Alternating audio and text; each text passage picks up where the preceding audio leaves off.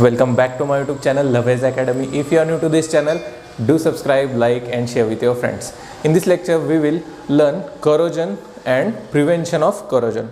This is a previous year question paper and there is a question in previous year question paper about this topic, that is write short note on alloying.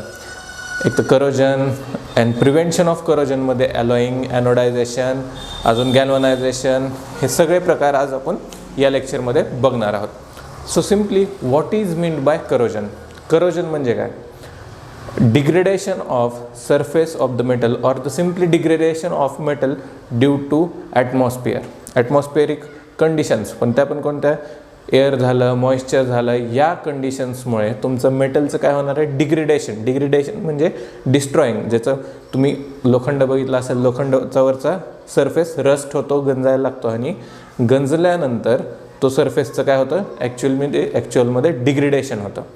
म्हणजेच काय? Degradation of material degradation of metal due to atmospheric conditions like air or moisture is called as corrosion. आता करोजनचं prevention कसं करायचं त्याआधी छोटंसं example बघून घेऊ.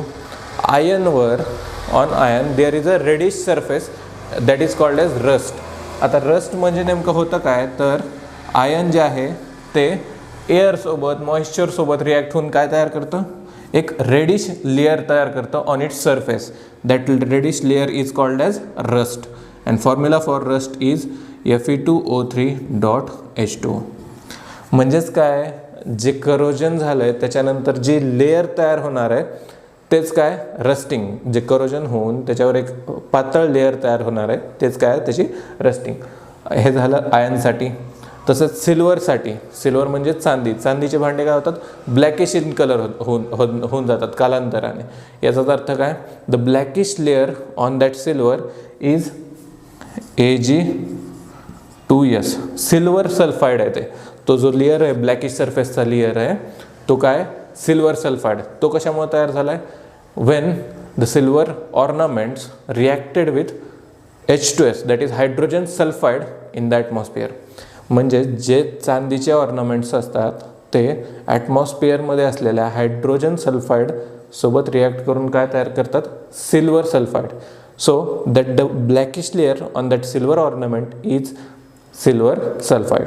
आता नेक्स्ट कॉपरसाठी सुद्धा आपण एक्झाम्पल बघू शकतो.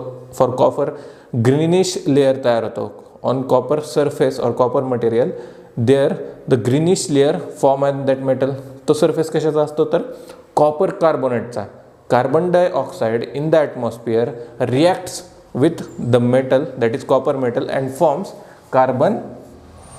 Copper carbonate CuCO3. म्हणजेच काय होतं आहे? मेटल ॲटमॉस्फिअरमधल्या वेगवेगळ्या गॅसेससोबत और मॉइश्चरसोबत रिॲक्ट होऊन एक लेअर तयार करतो आहे स्वतःचं डिग्रेडेशन करून. तेच काय? करोजन आहे नेमकं. आयनसाठी काय बघितलं? रेडिश कलरचा लेअर तयार होतो तेच काय? रस्ट. सिल्वरवर काय होतं? सिल्वर सल्फाईड तयार होतं Wien it reacts with hydrogen sulphide. तसंच कॉपरवर काय तयार होतं? एक ग्रीनिश लेअर तयार होतो. तो कशामुळे तयार होतो? तर कार्बन डायऑक्साईड इन ॲटमॉस्फिअर और in air reacts with copper metal to form copper carbonate. तर एक इमेज येईल इथे जी बुकमध्ये दिलेली आहे. स्टॅच्यू ऑफ लिबर्टी ज्याच्यावर कॉपरचं क्लॅडिंग केलं होतं तीसुद्धा कालांतराने ग्रीनिश पडत चाललेली आहे. सिल्वर ऑर्नामेंट दिलं आहे त्याचा कलरसुद्धा ब्लॅकिश होत चाललेला आहे आणि जे साखळी दिली आहे कॉईल त्याचंसुद्धा रस्टिंग होऊन रेडिश ब्राऊन कलरचा लेअर त्याच्यावर कोट झालेला आहे. तेच काय? आपलं करोजन. आता so how we can prevent that corrosion. आपण करोजनचं प्रिव्हेन्शन कसं करू शकतो? Simply we can suppose this metal is corrosive metal. Assume करा हा मेटल कोणता आहे? करोजिव्ह मेटल आहे. आयन धरू, सपोज करू आपण iron. Iron is a corrosive metal. Hence we can prevent this corrosion of ion by simply stacking that other material on that iron. याचाच अर्थ काय? दुसरा कोणता तरी metal which is less corrosive to the atmosphere तो काय करायचा? आपल्याला लेअर तयार करायची. कोणत्या ह्याच्यावर? करोजिव्ह मेटलवर. We have to form a layer on the corrosive metal by another metal. ही एक मेथड यूज करू शकतो. सेकंड पॉईंट काय? आपण either grease, oil or varnish and anti rust paint. आता येणाऱ्या काळात तुम्ही बघितलं असाल अँटी रस्ट पेंटसुद्धा बाजारात अवेलेबल आहेत मार्केटमध्ये. ते काय करतात, एकतर हे बघा, परमनंट प्रिव्हेन्शन फॉर करोजन हे कधीच शक्यच नाही आहे, पॉसिबल नाही आहे. So we can prevent those metals for short amount of time using this. Either paint use करू शकतो, पेंट, ग्रीस, ऑइल, वार्निश हे सबस्टन्सेस यूज करून आपण करोजनचं प्रिव्हेन्शन करू शकतो. अजून एक मेथड काय सांगितली, creating another layer of metal on that corrosive metal. या प्रकारे आपण काय करू शकतो, प्रिव्हेन्शन ऑफ करोजन करू शकतो. आता नेक्स्ट बघूयात, there are different types for prevention of corrosion. एक तर गॅल्वनायझेशन आहे, ॲलॉईंग आहे, ॲनोडायझेशन आहे. हे सगळे प्रकार आपण वन बाय वन बघून घेऊया. फर्स्ट आहे गॅल्वनायझिंग. गॅल्वनायझिंगमध्ये काय करतो, thin layer of zinc is applied on the iron or steel. एक बघा, गॅल्वनायझेशन म्हणजे काय नेमकं, आयर्न ऑर स्टीलचं करोजन प्रिव्हेंट करण्यासाठी, prevention of iron and steel from corrosion, we have to just apply thin layer of zinc on that metal, either it's iron or steel. Suppose हा काय नेल, iron नेल आहे, त्याच्यावर आपल्याला काय करायचं, सिम्पली एक झिंकची थिन लेअर ॲप्लाय करायची. काय करायचं आहे, झिंकची थिन लेअर ॲप्लाय करायचं आहे. Zinc is less reactive to the atmosphere as compared to iron. आयर्नपेक्षा काय लेस रिॲक्टिव्ह आहे कोणासोबत, ॲटमॉस्फिअरसोबत, त्यामुळे त्याची लवकर करोजन होणार आहे का, नाही. तसेच zinc is a more electropositive than this metals. So in rainy seasons जर तुम्ही बघत असाल, after few rainy seasons that thin coat of zinc is get corroded, then that after the corrosion of iron takes place. म्हणजेच पहिल्या काही पावसाळे झाल्यानंतर, first पावसाळ्यांसाठी काय, फ्यू रेनी सीझनसाठी फर्स्ट ऑफ ऑल झिंकचं करोजन होतं, अँड आफ्टर देन आयर्नचं करोजन स्टार्ट होतं. तुम्ही क्लिअरली बघू शकता, भिंतीत जर खिळा ठोकला असेल तर ते रेडिश, त्याचं जे हेड आहे ते रेडिश पडायला लागतं. ते कशामुळे होतं, फर्स्ट ऑफ ऑल नेल चमकणारे असतात, शायनी सरफेसचे असतात. जेव्हा तुम्ही नेल्स विकत घेता, खिळे विकत घेता, तेव्हा त्यांचा सरफेस कसा असतो, शायनी असतो. पण जसा जसा काळ उलटत जाईल, after few rainy seasons first of all झिंकचं करोजन होणार आहे, देन आफ्टर दॅट आयर्नचं करोजन स्टार्ट होणार आहे.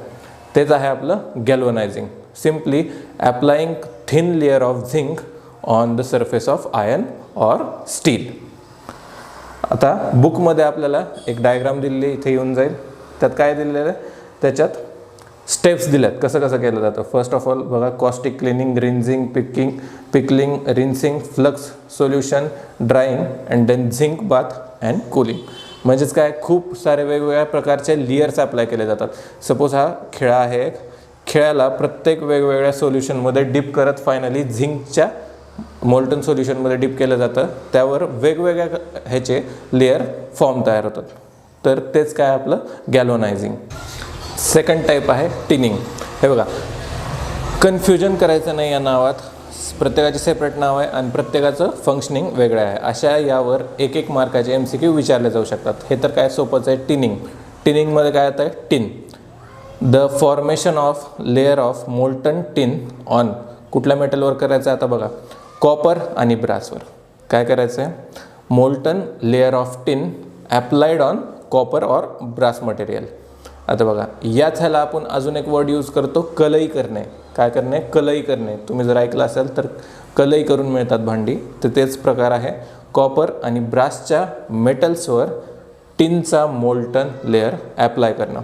Tin is poisonous in nature, so if you carry curry or buttermilk in that it gets spoiled. म्हणजे त्याचा अर्थ काय, जर सपोज तुम्ही दुधाचे पदार्थ और करी, तुमचे रस्सा भाजी जे काय असेल ते जर त्याच्यात कॅरी केले तर ते इट गेट्स स्पॉइल्ड, म्हणजे ते खराब होण्याची शक्यता आहे. तर कॉपर आणि ब्रास यांना करोजनपासून प्रिव्हेंट करण्यासाठी आपण काय करतो, त्याचं टिनिंग करतो. ॲप्लिकेशन ऑफ, म्हणजे we apply molten tin layer on copper and brass is called as tinning. Next method is anodization. Anodization is nothing but metals like aluminum and copper are coated with their oxide by means of electrolysis. याचाच अर्थ काय, copper and aluminium यांच्यासारखे material or metals कशाने coat करतो आपण, और त्यांच्यावर कोणता लेअर चढवतोय, त्यांच्याच ऑक्साईडचा लेअर चढवतोय बाय यूजिंग इलेक्ट्रोलिसिस मेथड. हा जो थिन लेअर आहे तो खूप स्ट्रॉंग असतो. तर नीट लक्षात द्या, इथं फिगर येऊन जाईल. In this electrolysis method, copper and aluminium metals are used as anode. याचा अर्थ काय, ॲल्युमिनियमचा जर मेटल शीट असेल किंवा मेटल ऑब्जेक्ट असेल, हे सपोज ॲल्युमिनियमचं मेटल ऑब्जेक्ट आहे, तर त्याच्यावर लेअर कोणता चढवायचा, त्याच मेटलच्या ऑक्साईडचा. म्हणजे ह्याच्यावर लेअर कोणता येणार, aluminium oxide. Same for copper. कॉपरच्या मेटलवर कोणता लेअर चढवायचा आपल्याला, कॉपरचा लेअर चढवायचा आहे. सिमिलरली इलेक्ट्रोलिसिस प्रोसेस करताना, in the process of electrolysis for this anodisation what we use is we use aluminium and copper metal as a anode. आणि जेवढी थिक शीट तयार करू आपण, म्हणजे जेवढ्या वेळेस त्याचं डिपिंग करू आपण इलेक्ट्रोलिसिसमध्ये, तेवढ्या वेळेस त्याचं काय होणार आहे, थिक शीट तयार होणार आहे, थिक लेअर तयार होणार आहे, जो की मेटलला बाहेरच्या ॲटमॉस्फिअरपासून करोजन होण्यापासून यूज होणार आहे. याचा अर्थ काय, जी शीट आहे, जे ऑक्साईड लेअर आहे around that metal surface is preventing metal from atmospheric conditions like air, moisture and water. Anodization म्हणजे काय नाही, nothing but coating layer of oxides of metal, म्हणजे जे मेटल आहे त्याच्याच ऑक्साईडची लेअर त्याच्यावर अप्लाय करणे बाय मीन्स ऑफ इलेक्ट्रोलिसिस. कोणते मेटल यूज होतात, मेनली कॉपर अँड ॲल्युमिनियम.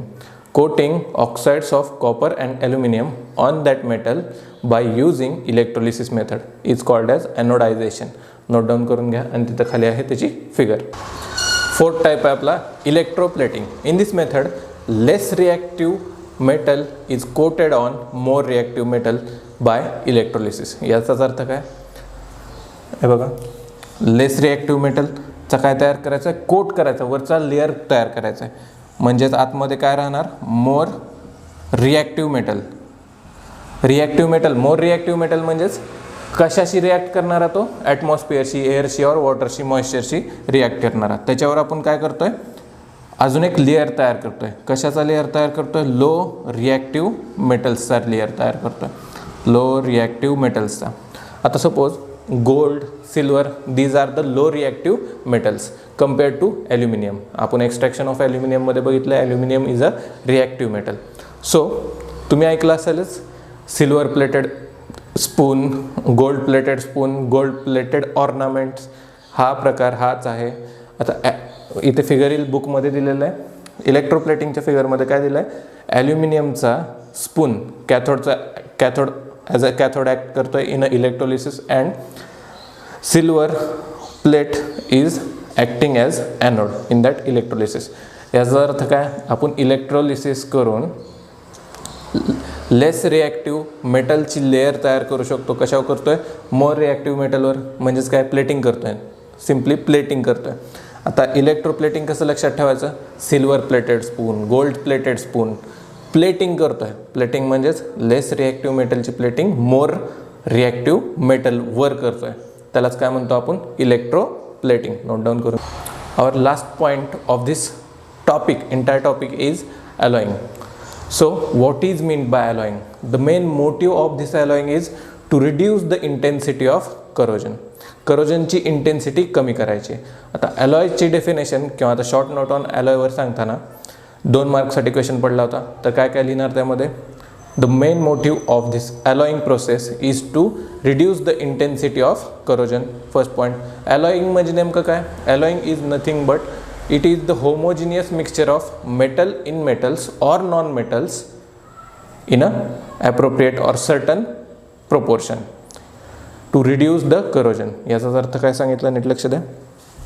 तर mixing homogeneous mixture of metals in metals or non-metals, म्हणजे metals or non-metals चे जे मिश्रण आहे in a certain proportion to prevent the corrosion is called as alloying. आत्तापर्यंत आपण फक्त लेअर फॉर्मेशन बघितले होते बाकीच्या प्रोसेसेसमध्ये. तर ॲलॉईंग म्हणजेच काय, नेमकं मिश्रण आहे, homogeneous mixture of metals in metals or non metals in a certain fix position. Proportion म्हणजे किती प्रपोर्शनमध्ये एखादा मेटल त्या मिक्सचरमध्ये असणार आहे, त्याचं प्रपोर्शन फिक्स आहे, त्याला आपण काय म्हणतो, ॲलॉईंग. आता त्याचे थोडेसे 2-3 एक्झाम्पल बघून घेऊयात. ब्रॉन्झ. तर ब्रॉन्झ हा मेटल ॲलॉय आहे. Bronze is a alloy and which is made up of copper and tin.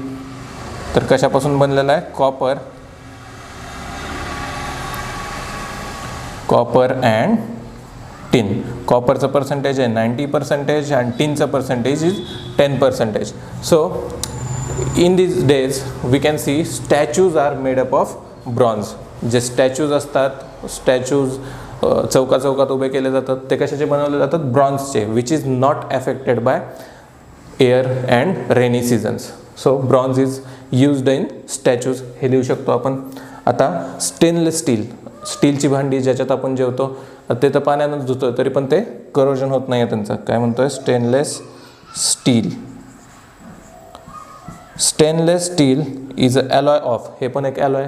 कशाचं मिश्रण आहे त्याच्यात, iron, chrome and carbon. Iron, chrome and carbon and their proportion is 74%. Here is 18% and 8%. 74% of iron, 18% of chrome and 8% of carbon. These are the proportion for stainless steel alloys. अजून जे coins असतात, आपण coin बघतो तसं जे minting आहे, जे ॲलॉईंग आहे, ते डिफरंट मेटल्सने केले जाते. त्यामुळे शॉर्ट नोटमध्ये आपण काय लिहू शकतो, first point, that is the motive of this alloying is to reduce the corrosion of material. Next point, alloying म्हणजे नेमकं काय, it is the homogeneous mixture of metals in metals or non metals in a certain proportion is called as alloys. त्याचे example लिहायचे तुम्हाला. Bronze, simple bronze लिहू शकता. Bronze is a alloy of copper and tin.